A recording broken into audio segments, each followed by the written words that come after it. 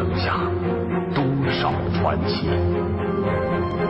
欢迎收听午夜拍案惊奇，请听长篇小说《传世猫碗》，作者刘一达，演播艾宝良。既然呢，我应了瓜条这个杂碎汤的这个事儿，那就总得上心呢。这一天下班之后，我来到了白姥姥住的这个小院儿，因为没有提前跟她打招呼，总觉得有些冒失。可巧老太太在家呢。走到了院门口，我没看见那只会通风报信的波斯猫，我想起了白姥姥跟我说的使声，我就使劲的咳嗽了一声，说有一回到白姥姥家，我进院之后直接去敲门，惹得老太太挺不高兴。事后她告诉我，老北京人到谁家串门啊，都讲究使声，这是一种礼数，也是常识。什么叫使声啊？就是您到谁家去串门啊，或者是拜访谁啊，您进院之后不能够直接就去敲房门，而是站在院子里呢，您得咳嗽一声，或者说这么一句：“哟，今儿这天真好啊！”之类的这样的话。总之呢，您得出声，让主人知道你来了，打出点提前量，人家好做准备。打那以后呢，我就再到谁家都不敢闷头敲门了，我得想方设法的弄出点声来。白姥姥半天才开门，我估计啊，她那石头门脸呢。老太太要样，每回见人呐，那都得先捯饬捯饬。哟，我琢磨着你该来找我了。一见面，白姥姥先入为主的笑着，好像呢把着我的脉呢。我就问了：“哟，为什么呀？不是三爷的故事还没给你讲完呢吗？”他嫣然一笑：“哟，合着呀，您还等着给我解扣呢。”我顺水推舟，我瞧您呐，快成那个能掐会算的诸葛亮了。什么诸葛亮马葛亮的，我要是能掐会算呢，知道你今天过来，早提前给你预备好吃的了。他朝这个厨房看了一眼，啧啧了两声说：“哎呀，下午啊，我到宠物医院给这个猫啊打针去了，都没顾得上买菜。那行，正好啊，您呢给我一个请您到外面吃饭的机会。”得嘞，姥姥今儿吃你一回请。咱们吃什么？不是请您，就得听您的呀。哎呀，你好不容易请回客呀，姥姥得栽你一回了。我馋这个谭家菜了。身上带的银子多吗？咱们北京饭店吃谭家菜怎么样啊？他的脸上露出了异样的神情，兴奋的就好像小孩儿。没问题儿，今儿个咱们就北京饭店了。我知道谭家菜要价儿，但我身上带的钱足够我们俩饱餐一顿的了。白姥姥见我真要做出要走的样子，突然咯咯的笑起来了。你呀，你可真够实在的。你以为姥姥真要宰你呢？你说句心里头的话啊，外头厨师做的这个饭呐菜呀，有白姥姥做的可口吗？哎呦，还真没您做的好吃，这不结了吗？刚才姥姥逗你呢，咱上哪儿吃去？哪儿也不去，就在姥姥家里吃。今儿虽说没准备，姥姥就地取材，做样简单的让你尝尝。哎呦，越简单的吃食啊，那个就越要功夫。姥姥，您看我给您带什么了？我从这个提包里取出了2瓶茅台，放在桌子上。我笑着说：“这是京城有名的大酒楼的老板呐，给您进的贡。”什么？酒楼老板，哎呦，你可别吓着我！白姥姥不以为然的笑着，哦，这个是我一发小，小学同学。我把瓜条想请他传授杂碎汤秘方的事儿告诉他。我跟他半开玩笑的说，人家那是想高价买您的那个杂碎汤的秘方呢。说到这儿，想不到白姥姥突然把脸就沉下来了，还真的哟！你当我是专门炒菜做饭的厨师吗？还花钱买秘方？不是，我是跟您开玩笑的。别拿老太太到处卖啊，知道吗？他把脸给阴下来了。谁让你到外头说我的事儿了？不是，嗨，我这不过就是话赶话说到这儿了吗？再说我也没说您什么呀，我就说您做那个杂碎好吃，是真的。甭跟我这儿瞄了，越描越黑。杂碎好吃，那是你说。话又说回来了，那杂碎是我特地给你做的，你凭什么拿这个在老板面前吹嘘啊？他这个话里话外好像都带着气儿呢。我实在弄不明白啊！这个晴朗的天空，它怎么就会突然就阴云密布了呀？这话说的好好的，他怎么就突然就发起脾气来了呢？难道就因为这个杂碎汤，他这么在乎他吗？不是姥姥，我真没吹嘘您什么，我只不过，你甭跟我再矫情了，知道吗？他打断了我的话，冷冷的笑了笑，哼，老板有什么了不起？别以为他有钱就都得恭维他，没你那事儿，钱就真那么灵验吗？啊，一句话我就得去伺候他，讲容易了。你告诉他，杂碎汤人人都能做，没什么秘方，也没那么玄妙。姥姥上了年纪了，喜欢的人我可以动动手，八竿子打不着不认识人，猪不借白手，不伺候。我忽然觉出来了，一上来我就说这瓜条是老板呢，惹他不高兴了。他为什么烦老板呢？我有些莫名其妙。不过呀，老太太让我醒过味儿来了，跟他说话那得平民话，还要以情来打动他。我真想给自己一巴掌。我怎么把白姥姥给临终的老头做杂碎的这个茬儿给忘了呢？不是，您瞧您瞧您这个，哎呀，这个你这话跟得太快了，不是吗？不是，我刚才这个话不是还没说完呢吗？我陪着笑脸对白姥姥说：“您知道是谁想起您做的这个杂碎来了吗？除了你还有谁呀？”他迟疑了一下。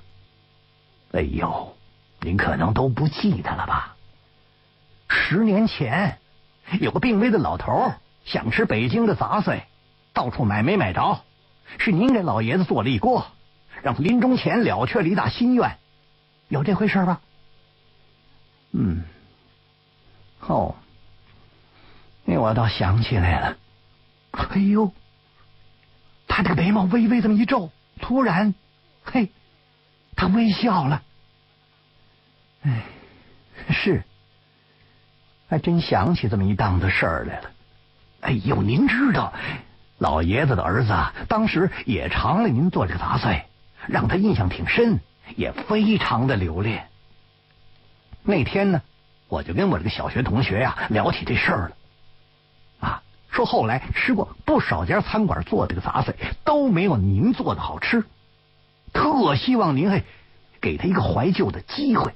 所以呢，我这个小学同学才想让您给他再做一次，了却呀他这么一个心愿。嘿，嚯，你小子嘴可真够能说的啊！刚才还说酒楼老板让我传授做杂碎的秘方呢，现在又改老爷子的儿子想吃我做的杂碎了。不是真的，不是我这嘴不会说，我要会说，能让您刚才生我的气吗？那叫生气呀！白姥姥的脸突然多云转晴了，说话的语气也缓和下来了。他微微一笑，我就是想让你知道，我对钱看得没那么重。老板手里的钱在我这儿那不是万能的，他以为有了钱就怎么着了呢？一招手，老太太就屁颠屁颠的过去了。别说杂碎汤，珍珠翡翠白玉汤也甭想。他以为自己是朱元璋呢，人家可是皇上。哟，老喽，您可真想多了。我这个发小啊，还真不是那种发了财就发烧，不知道天高地厚的人。他也喜欢老北京的文化呀，所以才让我求您啊，有幸啊，尝尝您做的这个杂碎。这话他让我别人受听。他莞尔一笑，想吃杂碎汤啊，那还不好说吗？有空就让他过来吧。是不是你朋友啊？是我的朋友。那跟姥姥还有什么说的？还提什么钱呢？这不是打老太太的脸吗？他不知笑了，又掩着嘴说：“你说你啊，你能怪姥姥生你的气吗？啊，做一个杂碎汤，有什么秘方吧，有什么高价买吧，还什么传授绝技吧？你干嘛呀你？看，想让姥姥当杂碎专家呀？你当这是造原子弹呐？你让我说你什么好？得，姥姥，我这嘴该长，我这儿给您作揖了。作揖呢？你干脆跪下吧你！切！他说着笑起来了。去，别紧溜跟我这儿逗咳嗽了，麻利的帮姥姥把吃饭的家伙事归置，我给你泡茶去。得，您甭动，我来。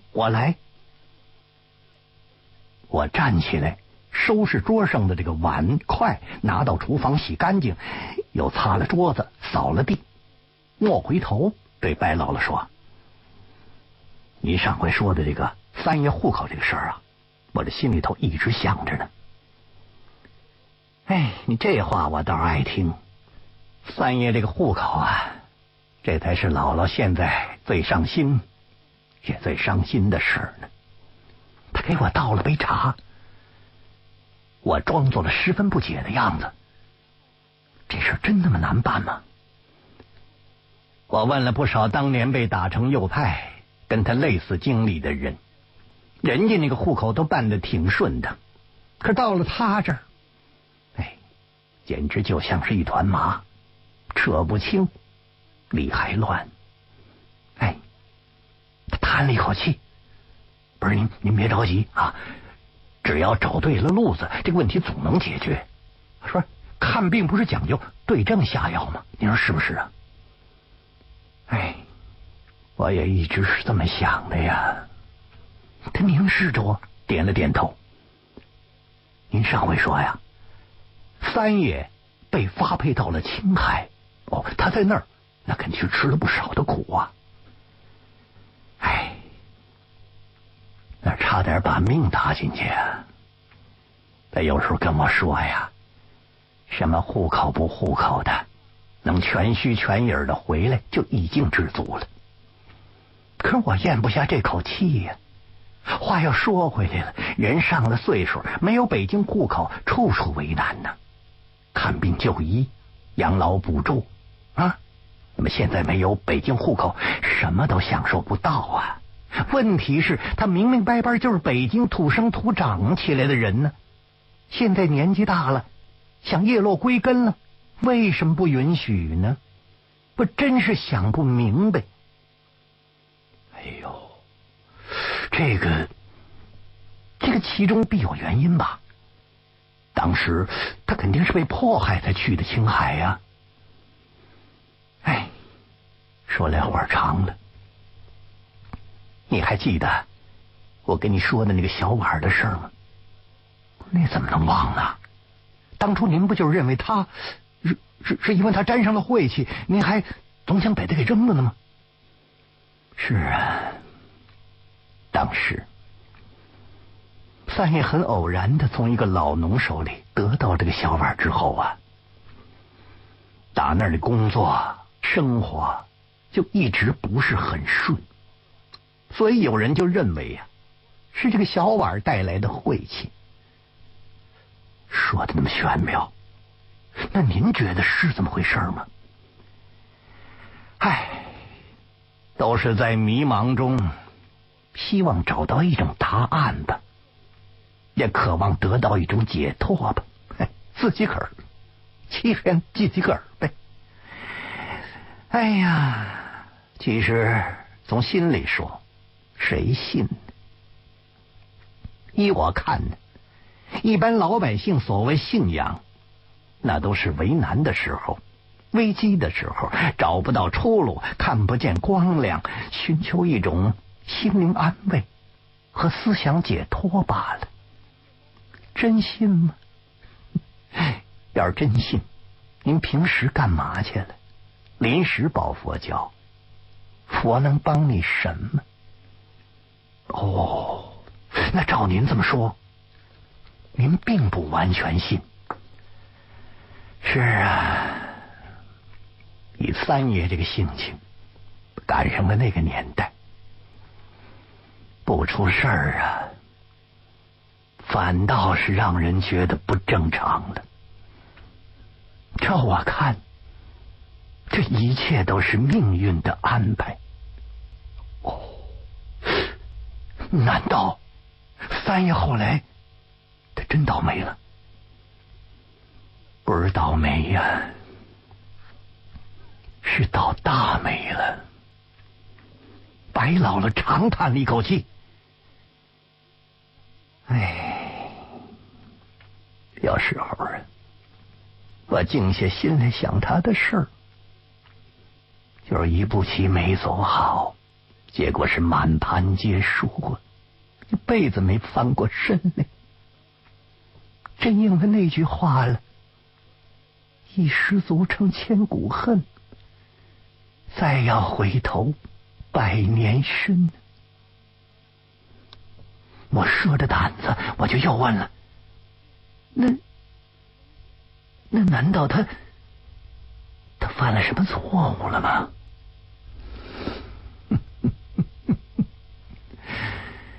什么叫错误啊？那年头，正确和错误本身就没有标准。不是，那倒是。您忘了民间有句话了吗？官大的标准呢？是啊，谁官大谁说了算呢？哼，他的话哪有错误一说？白姥姥意味深长，他叹了口气，接着说呀，说这个三爷是书生气，加上呢北京人这个爷劲儿啊，你想他说话办事他能不得罪人呢？得罪了一般的老百姓，你撑死了人家就骂你几句，或者恨你几天啊，人家睡几酒觉那就过去了。可是你要是得罪了这个当官的，那可就是犯错误了。哎，这个错误那就像吹气球一样，你想要它多大那就有多大。听到这儿我就说了，这三爷他不就是一小学教师吗？他猫在那个山旮旯里头，他能惹什么娄子呀？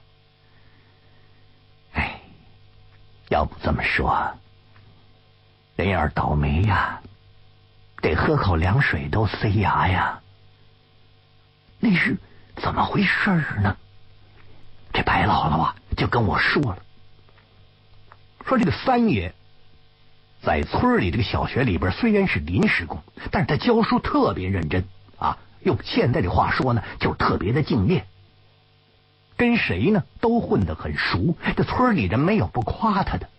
而最主要的是，他教出来的学生呢，有多一半都考上了区里的重点中学。那会儿呢，咱们国家跟这个苏联好的跟一个人似的啊，我们都管他们叫老大哥啊，那什么都得学他们。当时呢，苏联有一部电影叫《乡村女教师》，说的是一个女教师在偏僻的农村教书怎么不容易的事儿。说那会儿啊，各个区的教育局都组织老师们看这部电影啊，意思就是说呀，要向这位女教师学习，同时呢也想宣传咱们的乡村教师。这一找乡村好教师的这个典型，就找到三爷这个头上了。因为当时像他这样的大学毕业，在山村当这个小学教师的，那凤毛麟角。听到这儿我就说了，选他当先进，这不是好事吗？哼，好事，这分怎么说了？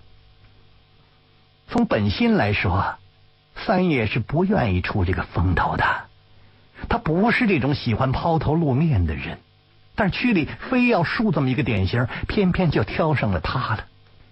唉，谁也没有想到啊，本来平静的生活让上边这么一找典型给弄得鸡飞狗跳了。不是，我还是不明白，这找典型他怎么了呢？